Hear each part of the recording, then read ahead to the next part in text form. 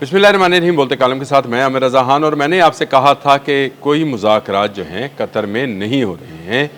Iran ने इसको denial किया था। ईरान ने सिर्फ ये एक बात कही थी कि उनके जो पैसे यानी 6 अरब डॉलर जो हैं कतर के पास पड़े हैं, ये मुंजमद असासे उनको वापस किए जाएँ। जेरी कुशनर और उसके साथ उनकी टीम जो है वो मुज़ाकरात के लिए गई, लेकिन ईरानी टीम ने, जो कि गरीबाबादी पर मुश्तमिल थी, उन्होंने जो है इससे मिलने से इनकार कर दिया। ये एक बड़ी ख़बर है, और बड़ी ख़बर इसलिए है कि इसको पोर्ट्रे इस तरह से किया गया था वाइट हाउस की जानिब से कि जैसे ये अमन मुज़ाकरात हैं, एक मुआहदे की बात होने जा रही है और उसमें जो है बड़ी चीज़ें सामने डिस्कस आएंगी। लेकिन ये मुआहदा की बात ना होने पर मैंने कल इस अंदेशे का इजहार किया था कि आपने हरमज़ बंद है, 11,000 जहाज़ जो हैं दोनों तरफ रोक दिए गए हैं। और अब ख़बर यह है कि तेल की कीमतों में इजाफा हो गया है। स्टॉक मार्केट एक मरतबा फिर नीचे की तरफ आई है और ब्रेंट और क्रूड दोनों की कीमतों में मामूली इजाफा देखने में आ रहा है। लेकिन ये मामूली इजाफा इसलिए है कि पिछले दिनों में बहुत सारे जो वेसल्स थे उनको गुजरने की इजाज़त दी गई थी, लेकिन अब जब दोबारा रोका गया है तो इसका इम्पेक्ट आने वाले 1-2 रोज़ में आपको नज़र आएगा। इस वक्त जो सूरत हाल है वो ये है कि मामूली इजाफा भी जो है ये बड़ा इजाफा समझा जा रहा है और कहा जा रहा है कि तेल की कीमतों में ये इजाफा जो है ये आने वाले दिनों में मज़ीद बढ़ता चला जाएगा। अल जज़ीरा की ये स्टोरी है, उसने बताया है कि ऑयल प्राइसेस जो हैं वो रेज़ कर रही हैं और उसने जो कीमत बताई है उनके ब्रेंट फ्यूचर्स रोज़ 33 सेंट्स, यानी जो पर बैरल है वो 33 सेंट्स जो है वो है, और अब ये जो है 73.82 बैरल पर फ़रोख्त हो रहा है। और दूसरी तरफ उसने क्रूड के बारे में बताया है कि 34 सेंट उसकी कीमत में इजाफा हुआ है, यानी उसमें भी 0.49% जो है इजाफा देखने में आया है। 69.84 पर ट्रेड हो रहा है। ये मैंने आपसे पहले ही कहा था कि जैसे ही आपने हरमज़ बंद होगी तेल की कीमतें फिर ऊपर जाना शुरू हो जाएंगी। और आज के दिन में जिस वक्त मैं आपसे बात कर रहा हूँ, अब से सिर्फ 2 घंटे पहले के दादोशुमार जो हैं मैं आपके साथ शेयर कर रहा हूँ, जिसमें ये सारी चीज़ें बताई गई हैं कि स्टॉक मार्केट जो है वो एक मरतबा फिर एशिया के अंदर डाउन यानी जो है बिरिश में चली गई है, यानी रीच वाली पोजीशन में, जो कि रीच सर फेंक कर चलता है। और बुलिश वो जो चल रही थी पिछले 7-8 दिन से मुज़ाकरात के नतीजे में, यानी 17 जून से जो मुज़ाकरात पर फार्म तफहीम हुआ था उससे जो है बुलिश थे, यानी बैल की तरह सर उठा के स्टॉक मार्केट चल रही थी, वो अब ख़त्म हो गई है और दोबारा से डाउन की तरफ चली गई। तेल जो है उसकी कीमतों में इजाफ़ा हुआ है और ये इजाफ़ा जो है फिर इसका इम्पेक्ट आम आदमी की ज़िंदगी पर भी आएगा, यानी आप पर और मुझ पर भी आएगा। लेकिन मैंने ये कल भी कहा था कि ट्रंप ने बेवकूफ़ी की। इन जो 6 अरब डॉलर के मुज़ाकरात थे उनको आपने अमन मुआहदे से किया, जिसका नतीजा ये निकला कि ईरानी वफ़द मौजूद तो है कतर दोहा में, लेकिन उसने मुलाकात नहीं की है। मुलाकात किन से नहीं की? उस अमरीकी वफ़द से जो कि इस मकसद के लिए आया था कि अगर एक भी मुलाकात फ़ेस टू फेस हो जाए तो वो ये दुनिया को बताएं कि अमन मुज़ाकरात आगे बढ़ रहे हैं। और ये एक कैमोफ्लाज होता जिस पर ईरान को रखा जाता। ये कैमोफ्लाज क्यों फैलाना चाहते थे, इसके पीछे इसराइल क्यों है, मेरा आने वाला व्लॉग इसी पर होगा। लेकिन इस वक्त बात करते हैं जो दोहा मुज़ाकरात की जो वाइट हाउस ने, वहाँ की तर्जमान ने, सेक्रेटरी ऑफ स्टेट ने जो बयानात जारी किए, मार्को रूबियो ने, उससे नज़र ये आता था कि शायद एक ऐसे मुज़ाकरात होने जा रहे हैं जिसमें दोनों ममालिक जो हैं वो मुख्तलिफ अमूर पर डिस्कस करेंगे जो आने वाले माहदे की शेपिंग करेंगे, यानी उसकी शक्ल वज़ा करेंगे। लेकिन ये ऐसा कुछ नहीं है।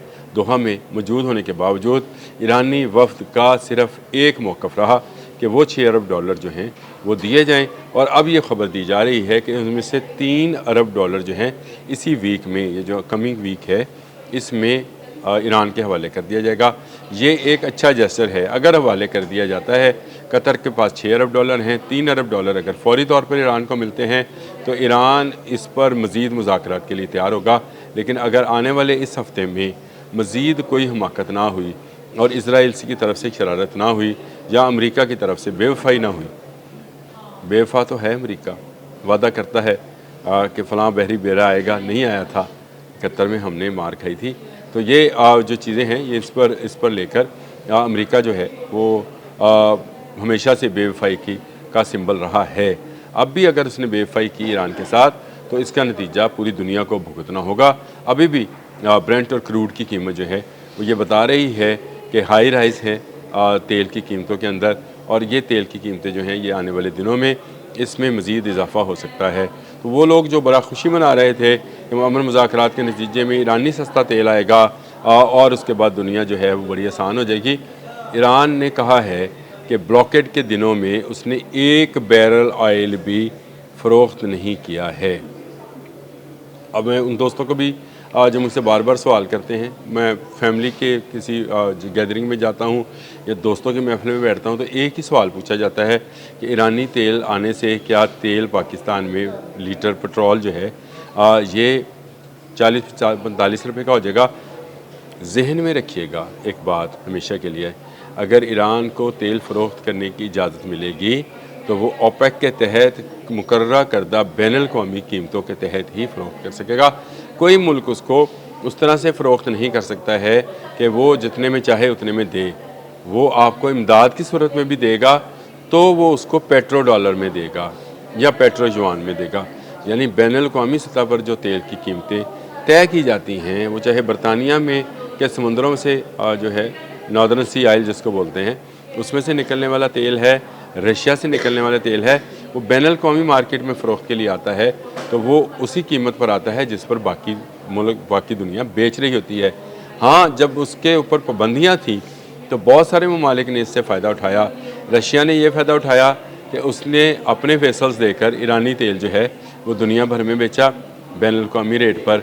ईरान से वो कम पैसों में लेता रहा, रूबल में ट्रेड करता रहा। चीन ने युआन में ट्रेड की, टेक्नोलॉजी दी और उसके बदले में उसने तेल लिया। भारत ने फॉल फ्लैग्स के ज़रिए स्मगलिंग का तेल ईरान से लिया और कम कीमत पर, यानी आधी कीमत। वो कहते ने पंजाबी दे विच कहते ने चोरी दा माल ते डांगा दे गज़। समझ आएगी आपको? तो डांगा दे गज़ के हिसाब से भारत जो है वो तेल लेता रहा है और इसीलिए पिछले 7-8 साल में आपको भारत में तेल की कीमतें मुस्तहकम नज़र आईं, क्योंकि वो चोरी का तेल था। यानी वो तेल था जो बैनुल-अक़वामी मार्केट में आता ही नहीं था, चोर बाज़ार में ईरान बेचने पर मजबूर था। अब अगर ईरान के साथ उसको ट्रेड करने की इजाज़त दी जाती है तो वो बैनुल-अक़वामी सतह पर जाकर कीमतों के तयन पर ही तेल फ़रोख्त करेगा। तो ये लोग जो कहते हैं कि तेल बहुत सस्ता हो जाएगा, एक सूरत में हो भी सकता है। चलिए मैं आपको वो भी बता देता हूँ, इस पर किसी दिन मज़ीद व्लॉग भी कर दूँगा और बताऊँगा कि क्या किस तरह से हो सकता है। वो ये है कि ईरान से एक पाइपलाइन जो है वो बराह रास्त पाकिस्तान आए, तेल बैनुल-अक़वामी कीमत पर होगा, लेकिन उसकी ट्रांसपोर्टेशन जो समंदर के रास्ते में होती है उसके पैसे बचेंगे। इससे तेल जो है आपको कुछ सस्ता मिल सकता है। लेकिन वो लोग जो ये समझते हैं कि शायद ईरान से तेल आएगा तो वो मुफ्त में आएगा, तो ना ईरान किसी को मुफ्त में तेल देगा, ना सऊदी अरब देता है, ना वेनेजुएला देता है। कोई भी दुनिया का मुल्क जो है मुफ्त तेल नहीं देता। बैनुल-अक़वामी कीमतें मुतय्यन की जाती हैं, इसमें बहुत सारे अदारे इन्वॉल्व हैं। वो जब बैनुल-अक़वामी कीमतें आती हैं सामने, उससे हाँ उधार दिया जा सकता है। सऊदी अरब हमें देता रहा है और हम उसके पैसे उतारते रहें, ये भी नहीं है कि हमने नहीं उतारे। लेकिन ये हो सकता है, ये नहीं हो सकता कि आपको जो सोना है कौड़ियों के बोल मिले, ये नहीं मिलने वाला। अब तक के लिए इतना ही। अल्लाह हाफ़िज़।